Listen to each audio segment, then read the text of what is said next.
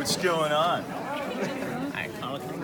right. Everybody excited? All right.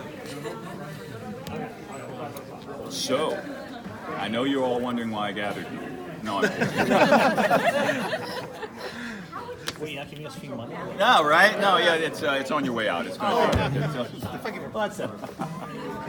There's going to be a beatboxing master class. Yeah, man. No, that's the beatboxing thing is, that was like a completely thing we just came up with on the fly. That wasn't in the pilot. And Christian, David, and I, the director, were making a joke, talking about something. I said, I think this guy should have a talent that is so weird, like something really obscure that he's really good at. And they were like what? And I was like, well, maybe he's a badass beatboxer or something like that. And so I started beatboxing for them, and they loved it. And so we put that scene in there. We were actually up there filming the pilot and then decided to add a new scene into the pilot, which is, I don't know if you guys are familiar with this, but that never happens. You don't ever get to being up there filming and then write a new scene. So I was pretty, it was also kind of a cool sense of collaboration. You know what I mean? Oftentimes as an actor, you're similar to an athlete. Your coach is the one who calls the plays. Your job is to execute the play that they want to do. But sometimes you want to break that play and do something that you may feel on the fly might be a better option. And fortunately, Chris and David thought that was a solid choice to make. So. How did you learn how to beatbox? Just growing up and shit, dude. I mean, I never any class or anything. I went to Juilliard's beatboxing. Beatboxing? Huh? You have your master's in beatboxing? Yes, I have my master's in beatboxing. Yes, it's my PhD. But yeah, just something. I'm kind of a musician. Anyway, I was on Broadway for a while, so music's I always kind wanted of to been. ask about that, cool. actually. If I can just completely cut you off Sure. mid-sentence, I apologize for that. So you played Seaweed Correct. for a while, which is amazing. Thank and you. Tony nominee, didn't win, but nonetheless was nominated. 2004 was a really strong year, and I'm sure you deserved it. But at any rate, did you always want to go into screen acting, or was theater kind of your game at that point? Can I be really honest with you? I've never given a really truly honest answer to this question. The honest answer is, during the course of my career, I started off performing at theme parks. And when I was working at theme parks, everyone was talking about getting jobs on cruise ships. And when I got done at the theme park, I started working on cruise ships. And when I was on cruise ships, everyone was talking about, theater. And I was like, oh, well, maybe I'll do that. Because it seemed like that was the next step. Everyone working here wanted to get here. Everyone working here wanted to get here. And so when I came off the ships and started doing some regional theater, then in essence got cast in Hairspray. And then when you're on Broadway, television is what everyone's talking about doing next. And then when you get to television, it's movies. So for me, I've always tried to just do what felt good. And I've been blessed enough that I've been able to make those choices, and they worked out for me. But I don't know. I don't know if it was something that.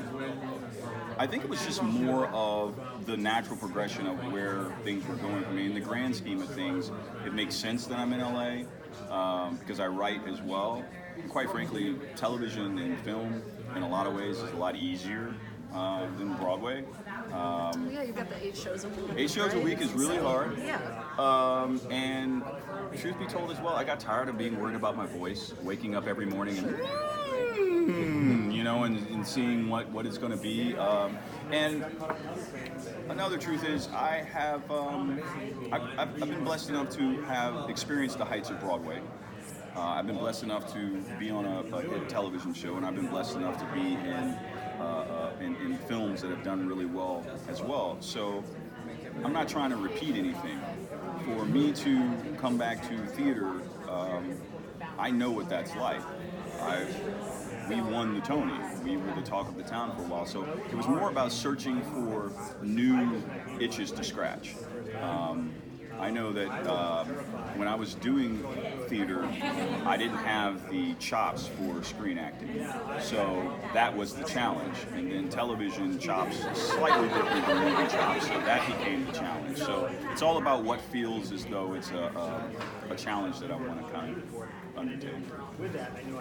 And what about this role did you feel like was a challenge that you wanted to take on? That's a good question. I didn't really feel this. I think the challenge for me was letting go and walking into the room and not being afraid to do something weird. I think it's always easier to play it safe. I think that's every actor's kind of you know your bits and what you do, and just like if you're an athlete, you know what your shot is, you know what you're good at. And when I read this, it was pretty clear pretty immediately to me that this was special and unique, and I was just laughing out loud the whole time. And so when I went in to read, I basically just decided that I wasn't going to be afraid of looking ridiculous. And so I gave him this really, really hardcore like twang and had him be like kind of a little hyper at the same time, and I improvised a little bit as well in the room. And it just worked. I think when I was listening to some of the other actors, because you could hear them through the wall when you audition, I'm not going to say anything bad about anyone's performance, but it felt like to me everyone was just kind of reading the words and not creating a character. And so I just was like, oh, if they hate it, they hate it, but I'm going to go in here and try to do something different, and it worked. So. What's your approach with, because obviously everyone's saying that take a lot of liberties from source material. What's your approach to dealing with that? Do you approach the comics again, read the comics? Do you It's approach kind it of- from the I'm sorry, I cut you off there. Yeah, no, go ahead. For me, it's like when I first booked it, I read a few of the different comics, but I also want to be surprised by how the story evolves. I kind of want to be. I didn't want to know. First of all, I don't think that we're mirroring the comics identically. I think Chris is going in some different directions. But I also just didn't want any insight as to what was going to happen. I wanted to be surprised. And I actually just read 1 and 2 on the flight out here yesterday.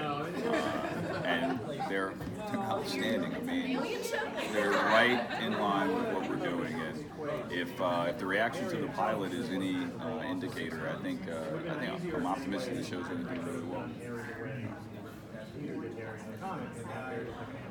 Can we expect to see any of your other musical talents in the show this season? Like maybe We've talked about that. I think one thing that's great is we're all open to whatever our abilities are. I think Chris is going to showcase us in the strongest possible light. So if you can juggle kittens, then there might be a chance, there might be a scene where you're juggling kittens. It just really depends upon what. And I think that's great because it allows us to bring something personal to the roles. And anytime you can connect with the role on a deeper level, your performance is going to shine. So. So your character has a very strong opening when it comes in. I think everyone in the room when you say go, whoa. So are we going to find out, do you think, what led up to your character being really... The way he is? Yeah. Yeah, you're definitely, I think, as far as I know, there's definitely going to be some unveiling of his backstory, and from what I understand, there's going to be some explanation as to why he is the way that he is. I think he's just perpetually pissed off. You know what I mean? I think he's just a curmudgeon, and I think he's suspicious of everyone. He thinks he's probably smarter than everyone. I think his deputy is a lot smarter than him. I think Deputy Liv is definitely smarter than him. But I think he's dedicated and determined. Now, what he's determined to do, that's where the question mark is. But I think he's got some traits there that are going to be explored and explained to the audience a little more. 'Cause I have questions too. We don't come into this knowing everything. You know what I mean? Like I said, Chris says I think he's written 1 through 8, and I've only read 1 through 3. So. Looking at your history with film and television, you have a lot of roles really grounded in realism. What draws you to genre, to sci-fi, to more abstract comedic stuff like this? Well, I actually started off in comedy. I mean, Hairspray was a comedy, and then all of a sudden I got like roped into drama, and I think that I willfully was roped in because it was something that I hadn't explored before, so I had to prove to myself that I could do it. But I think if you're a solid comedic actor, drama is easier. Drama is left open to interpretation. Comedy is far more specific because comedy, when you're talking about a punchline, everyone needs to have the same thought at the same moment. Whereas with a drama, 50 people can watch someone give a performance and find 50 different things about it that work for them. But when you're talking about doing comedy, it's imperative that you get everyone on the same wavelength at the exact same moment, which I think is actually harder. So it was refreshing to come back to comedy. It's just a lighter feel, you know what I mean? It's just, there's an ease to this that is refreshing to me. Thank you guys. Thank you. All right. Thank you. Thank you. Excellent. Pleasure.